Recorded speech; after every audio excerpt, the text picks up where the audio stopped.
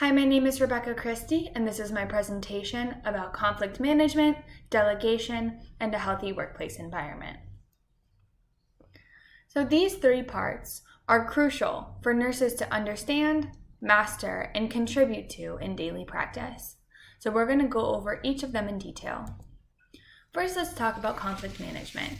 So you'll see up at the top, a definition of conflict is generally defined as the internal or external discord that results from differences in ideas, values, or feelings between two or more people.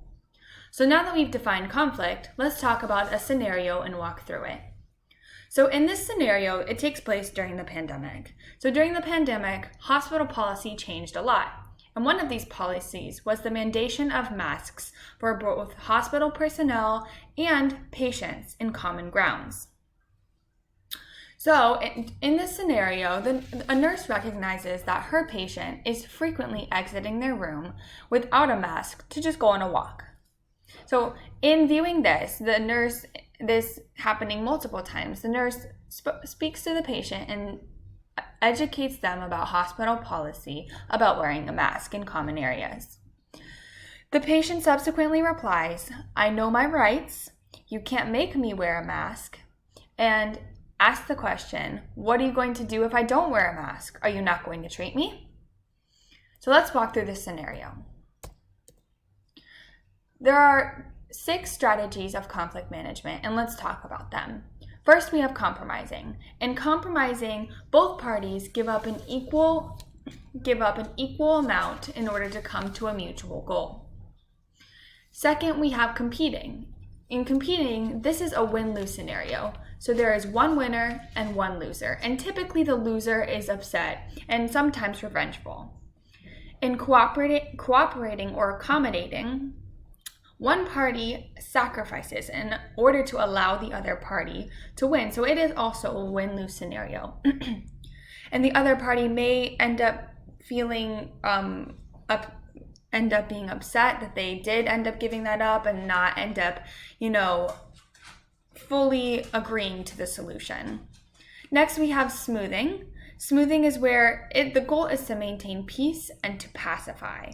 And it really doesn't solve the problem, it more focuses on finding agreements. Avoiding is when you completely avoid the problem and you don't acknowledge it or attempt to resolve it. Finally, we have collaborating.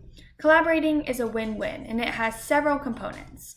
First, we have assertive communication, and you have to communicate therapeutically, which requires collaboration. Also, a jointly made goal is created, and also both parties must set aside in some manner the original goals in order to come to this solution. So in this situation, a collaborating approach was used. The nurse collaborates with her nurse manager in order to speak with the patient. This goal was to provide assertive communication about hospital policy and how it contributes to patient safety. The jointly made goal, the goal that they created was that they both want the patient to be discharged and to be treated fully. And so in order to do this, wearing a mask contributes to the safety and the patient going home.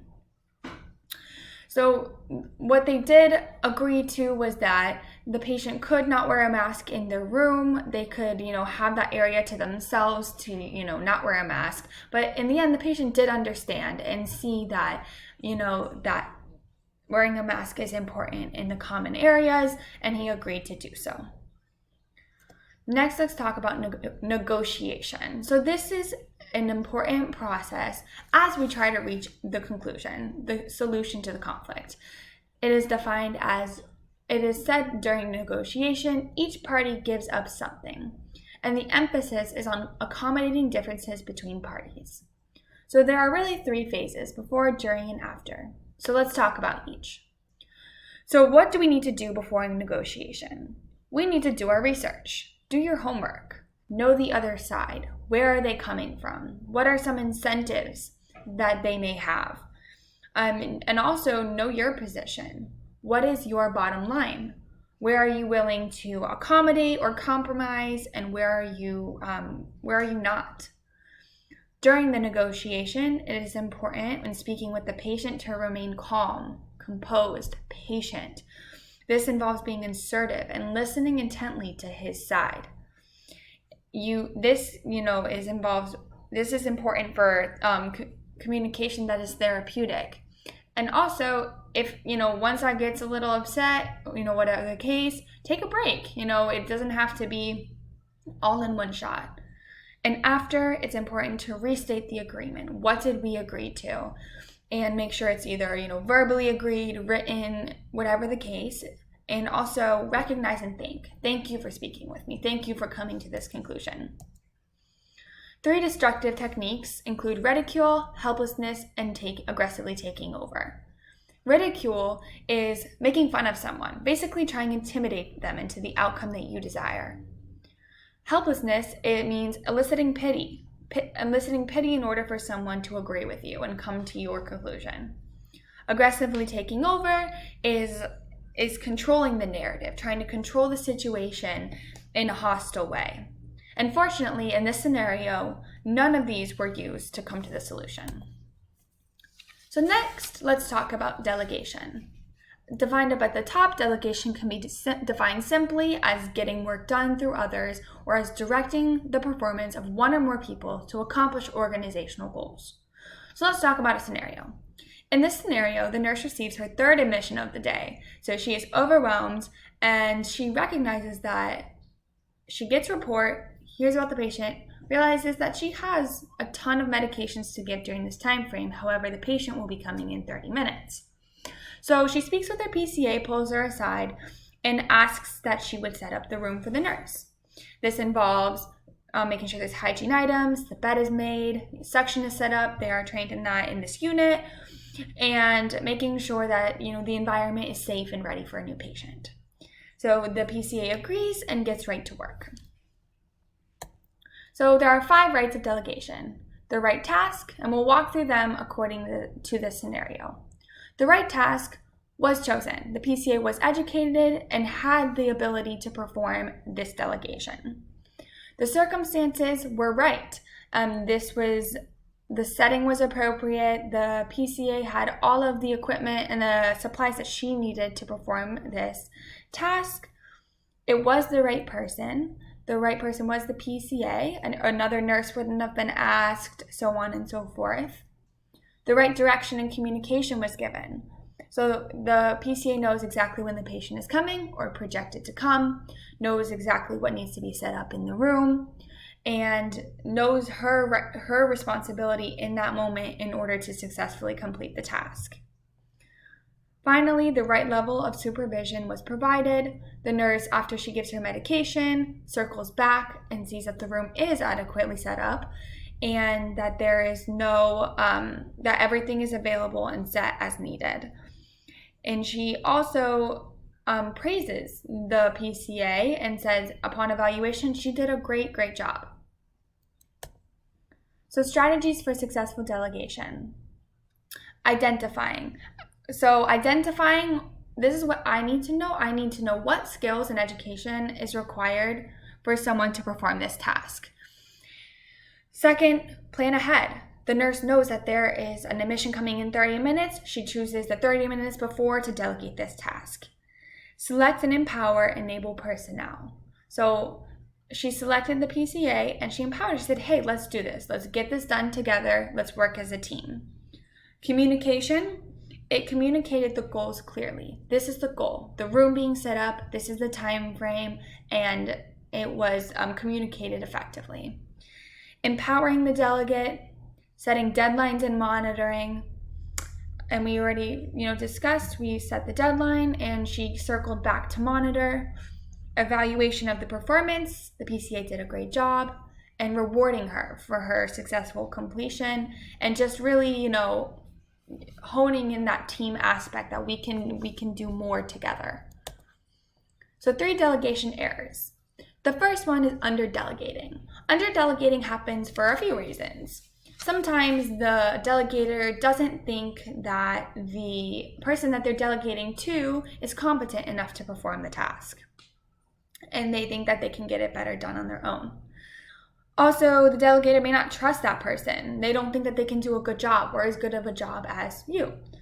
There's not enough time. Sometimes, it's quicker to just get everything done, and lack of experience in delegating to other individuals. Over delegating is giving too much to people, putting too much on their plate. And it's most of the time due to poor time management.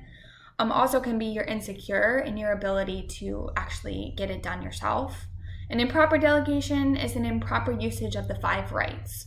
So wrong person, wrong task, etc.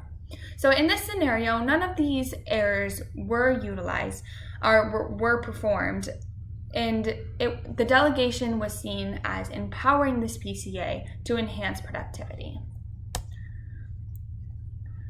So finally, let's talk about a healthy workplace environment. So this is a great topic. So first, let's define it. Healthy workplace environments have been described as having policies, procedures, and processes clearly outlined to empower nurses to meet organizational goals, to achieve satisfaction in their jobs, and to retain nurses in the healthcare setting. So let's talk about it. What are some components of a healthy workplace environment? According to Chang in 2018, there are 6 standards. They include skilled communication, true collaboration, effective decision-making, appropriate staffing, meaningful recognition, and authentic leadership. According to Freed in 2014, there are 3 activities that are essential of a healthy workplace environment, including compassion, forgiveness, and gratitude. So first, I'll talk about my present work environment, which I love. I truly do believe I have a healthy workplace environment. I work in pediatrics, and these standards are pretty much non-negotiable when you're, dealing with kids. And for us, in my workplace environment, it starts from the top. The skill communication, the collaboration, the recognition, the leadership, it all starts from the top and it trickles down into daily practice of each of the nurses. They communicate well from the top, and we know everything that's going on and what's expected of us. We have true collaboration. Our leadership is phenomenal. They're our nurse managers, and they're starting IVs, and then she goes down to the procedures to help with the procedures. So it truly does cultivate this environment. So we'll talk about what does an effective leader do to create a healthy workplace environment. So according to Freed in 2014, there are several really important factors that play into this.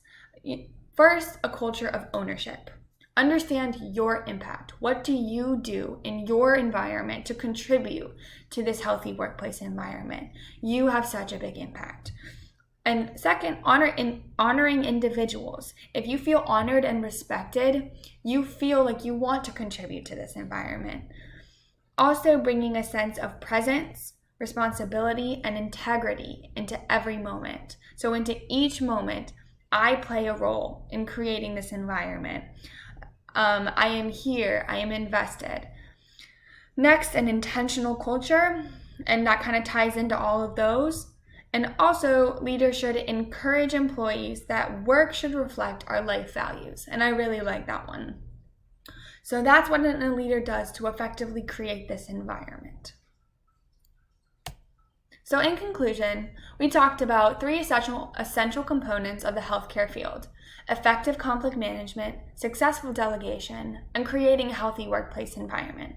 So my question to you in conclusion is, how do you perform and/or contribute to these essential elements daily in your own practice? Thank you so much, and I also have my references here. And thank you for listening to my presentation.